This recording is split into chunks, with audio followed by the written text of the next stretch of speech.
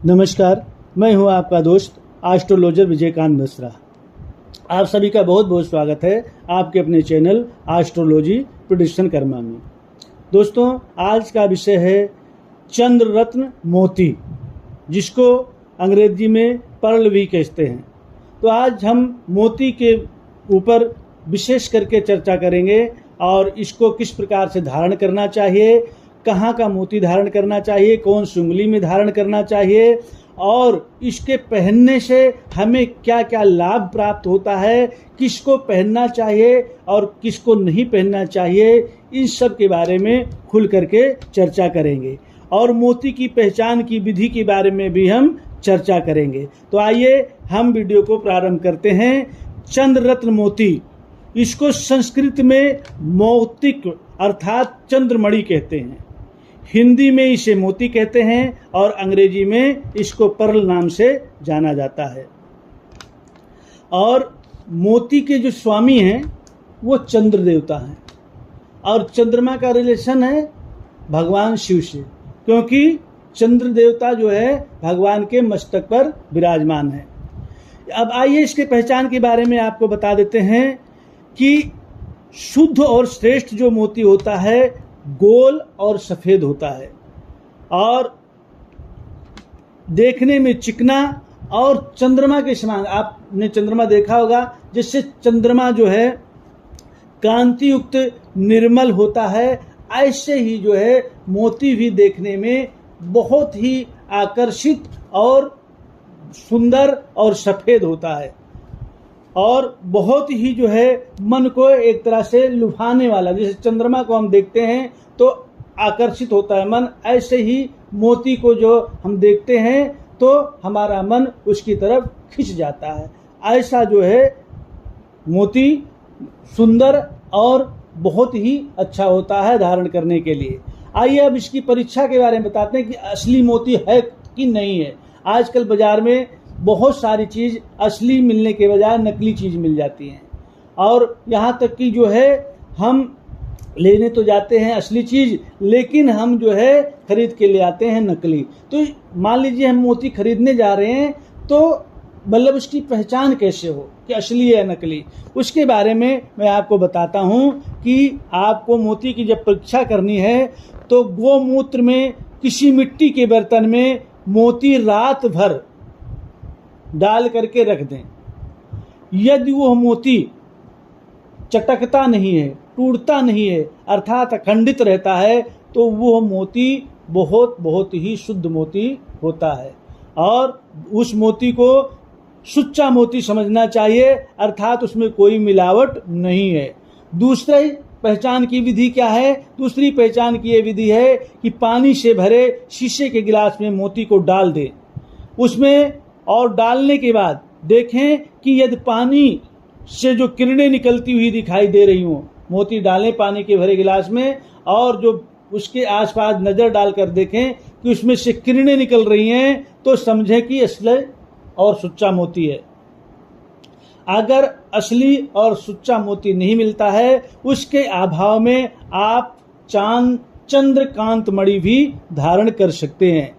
ये जो है अगर चंद्रकांत मणि और या फिर आप सफ़ेद पुखराज भी धारण कर सकते हैं, लेकिन अगर धारण करेंगे तो आप जो है सही चीज़ ही धारण करेंगे, तभी उसका सही बेनिफिट आपको मिलेगा। अब इसके फायदे क्या क्या होते हैं, पहचान विधि मैंने बता दी। अब इसको धारण करने से मिलेगा क्या, तो उसके बारे में हम थोड़ी सी चर्चा करते हैं कि अगर असली शुद्ध मोती आप धारण करते हैं तो आपकी मानसिक शक्ति का विकास होता है, आपका जो है सोचने समझने की जो शक्ति है, अगर विद्यार्थी हैं तो आपको जो है विद्या में माता सरस्वती की विशेष कृपा मिलनी प्रारंभ हो जाएगी, आपकी मानसिक शक्ति का विकास बढ़ना प्रारंभ हो जाएगा, शारीरिक की सुंदरता आपकी बढ़ जाएगी। जो आपके शरीर, मान लीजिए आपके शरीर में खाया पिया नहीं लगता है या आपका शरीर किसी कारणवश जो है आपके दाने हो रहे हैं या किसी प्रकार से कुछ भी शरीर में ऐसा कुछ दिख रहा है, तो ये मोती शरीर की सुंदरता को बढ़ा देता है और साथ में आपके विवाह सुख को बढ़ा देता है। और धन आदि की अगर आप कमी से आप जूझ रहे हैं तो उसमें भी आपको ये सहायता प्रदान करता है। इसके प्रयोग से अगर आप इसको पहनते हैं तो आपकी स्मरण शक्ति बहुत बढ़ जाती है, क्योंकि चंद्रमा का जो है रिलेशन मन से होता है, और मन की जब शक्ति बढ़ती है तो सारी शक्तियां अपने आप भी बढ़ना शुरू हो जाती हैं। तो इसलिए जो है अब इससे रोग कौन कौन से शांत होते हैं उसके बारे में आपको बताता हूं कि अगर शास्त्रों में बताई हुई विधि से आप मोती धारण करते हैं तो जो है आपको अगर मिर्गी का रोग है, मूर्छा जिसको कहते हैं, उस रोग में भी आपको सहायता मिलनी शुरू हो जाएगी अगर अच्छी क्वालिटी का अच्छा मोती आप धारण करते हैं। अगर आपका रक्तचाप अर्थात जो है आपका बीपी हाई रहता है तो उसमें भी आपको मोती बहुत बहुत फायदा करेगा। और अगर आपको जो है पथरी की शिकायत है, अगर दांतों में कोई आपके रोग है, आपके पेट में कोई रोग है, तो मोती धारण करने से जो है आपको इन रोगों से भी निदान मिलना प्रारंभ हो जाएगा। तो इसलिए विधि पूर्वक और अच्छा मोती आपको धारण करना चाहिए। अब धारण करने की विधि में आपको बता देता हूं कि धारण कब करना चाहिए और किस विधि से करना चाहिए। अगर धारण अच्छी विधि से आप कर लेते हैं तो आपको अच्छा फल अवश्य प्रदान होता है। और मोती चांदी की अंगूठी में बना करके और शुक्ल पक्ष के सोमवार को, अगर पूर्णिमा हो तो बहुत ही बढ़िया होता है, और शुक्ल पक्ष के सोमवार को पूर्णिमा के दिन चंद्रमा की होरा होना चाहिए। और उस चंद्रमा की होरा में आपको जो है चांदी की अंगूठी में बनवा करके और कनिष्ठा उंगली में, अर्थात जो है हाथ की जो छोटी उंगली है राइट हैंड साइड की, मतलब जो है दाहिने हाथ की, और पंचामृत में इसको जो है शुद्ध करके, और उसके बाद जो है चंद्रमा के बीज मंत्र का पाठ करते हुए इसको अभिमंत्रित करें चंद्रमा के बीज मंत्रों से, और जो है कम से कम संख्या 11,000 बार जो है इसका जाप करना चाहिए अभिमंत्रित करने के लिए।